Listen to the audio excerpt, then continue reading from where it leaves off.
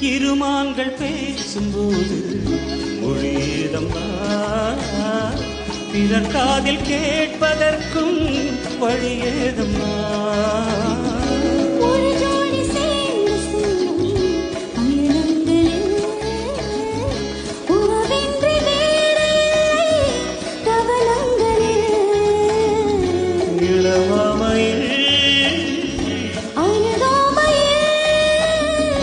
வந்தாடும் வேளை இன்பம் கோடி என்று அனுபவம் சொல்லவில்லையா?